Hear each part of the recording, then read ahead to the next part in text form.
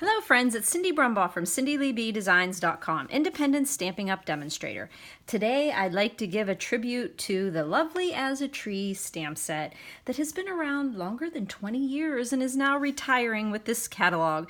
So if there is some reason why you haven't got this one yet, you better get it. It's beautiful. And of course it's iconic with Stampin' Up! And we're going to be doing the trees with another stamp set that is retiring, which, oh my, I'm so sad because I use hardwood all the time. Now we do have a new pretty one coming out with a different type of bark, but I'm really gonna miss the hardwood one. So I saw a card that used the spotlight technique by Julie Davison like 5 years ago. So I kind of used that and then used my hardwood. So what we're gonna do is go over our materials here. I went with an early espresso and mint macaron. And so our card here starts out with a card base, a half a sheet of early espresso. It's 11 inches by 4 1/4, scored at 5 1/2. All the measurements and the materials and colors and everything I use on this card will be on my blog, CindyLeeBDesigns.com. So we're going to be putting a very vanilla insert in this card, and it's going to be 4 inches by 5 1/4. But on the outside here, we are going to be putting a mint macaron that we're going to stamp with the hardwood. But just to let you know about this measurement, it's a little bit different because when I was making this card, I wanted to use my stitched frame. And then I figured out which of the stitched rectangles would fit on here. And I found the one that's about 2 3/4 by a little over 4.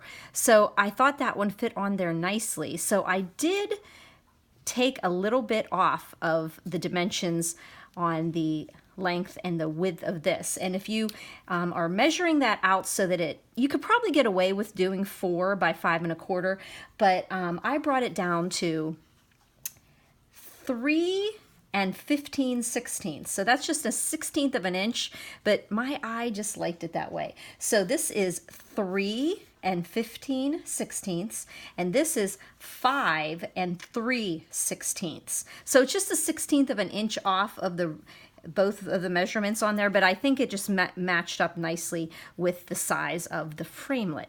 Okay, so I'm going to show you a little trick I do when I'm using a background stamp, okay?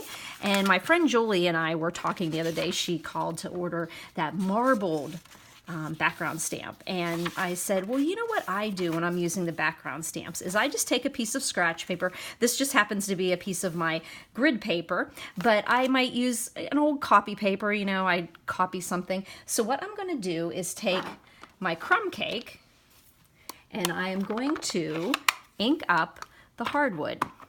So I just ink it up because this way, if you put it onto your block, you can't stamp in the same place. And sometimes putting it into the Stamparatus or another stamping, like a positioning tool like that, it doesn't get up around the edges. So I just stamp the hardwood, I ink the hardwood, and then I just put the paper that I'm stamping on directly on there, and then I close my scratch paper, and then I literally can make sure I've got every bit of that just by rubbing this, and then I just lift it open, and then I don't even touch this again. I just pull this out here and I just flip that off, and I've got a perfect image there stamped. Ha ha.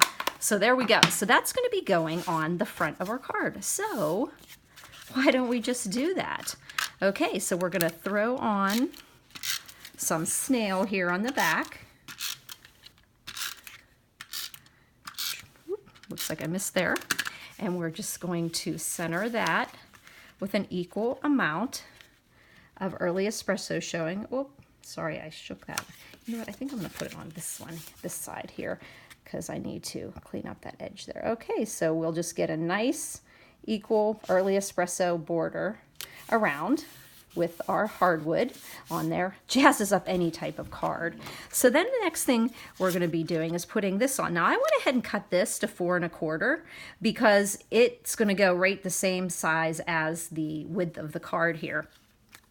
And then you'll notice that this will be getting layered onto that. But I want to tell you what I did here with this. So I just had a piece of Very Vanilla, and I'll have that measurement on my blog, and I just stamped the tree image. So I love this tree image here. So I stamped it, and then I cut it out with my framelit.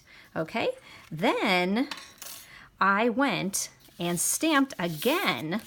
Now let me see here. We're going to use a little scratch paper here because we're going to ink up our tree image in Early Espresso, the same color we used for the Very Vanilla one. Whoop, there we go. And we're going to stamp the image of the tree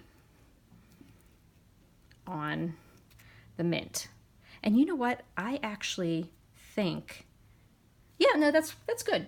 Okay, now this looks like, other than the wood grain, which I did try stamping the wood grain underneath here, and it just looked too muddled. I didn't like it. So you have got to punch out this circle out of the Very Vanilla, and then layer a mint macaron circle under it. But it looks like you stamped it perfectly, and it just stamped perfectly on the color that's underneath it. So what you're going to do is take a 1.5 inch. Now you could use any one that you want if you want to do it. And I just picked apart, let's see here. Let's just put it flush there. It doesn't matter where you do it. You just want to get and pop out that circle. Okay, so now you have this blank circle, and you're like, okay, how should I, actually, now that I look at it, you could probably just layer it that way. But what I did is I took a circle bigger than the 1.5, and that would be our 2 inch.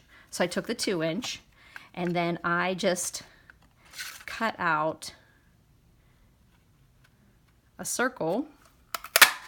There you go.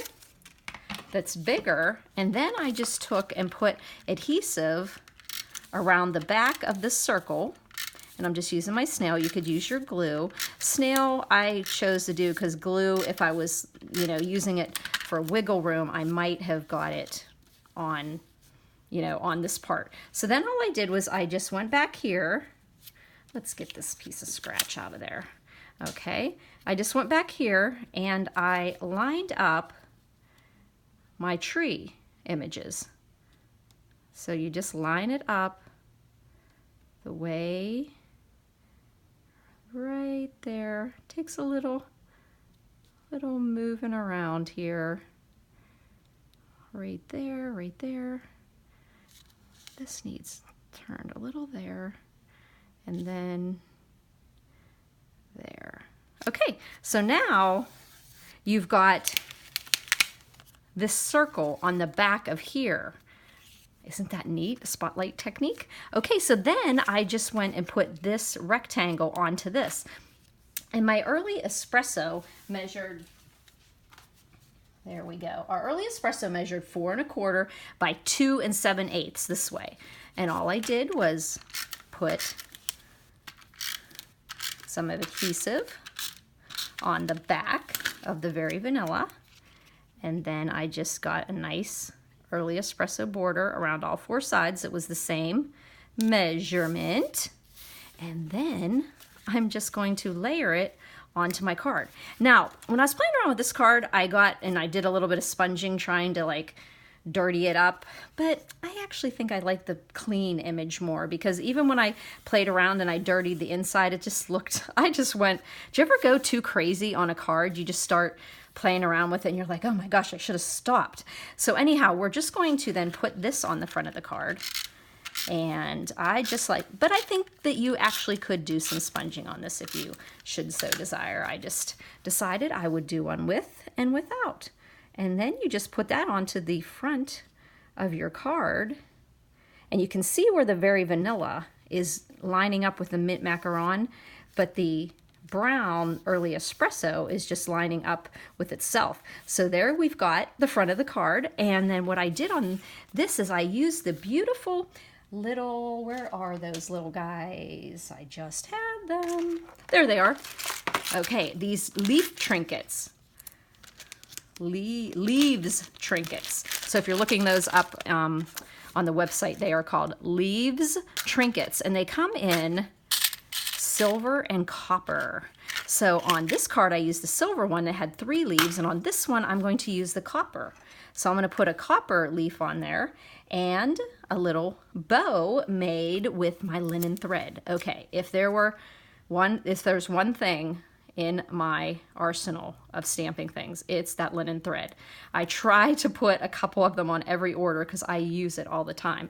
So I just put a glue dot on the back of my bow, and I just put it onto my leaf.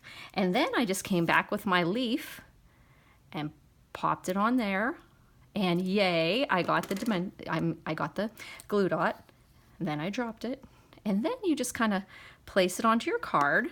And you can put any sentiment. I'm not even putting a sentiment on here now, but you could put a nice early espresso stamped sentiment here. This could be Father's Day. It could be a sympathy card, anything. Thank you, get well. Just a really pretty serene card with the leaf image. So the leaf and the image of the trees. So on the inside, I just thought I would go nice and simple, and I would just stamp that tree line again. Now, of course, you're thinking, well, I could have put the pine in there. I could have put you know, all this nice oak with the acorn, or this lovely tree here, lovely as a tree.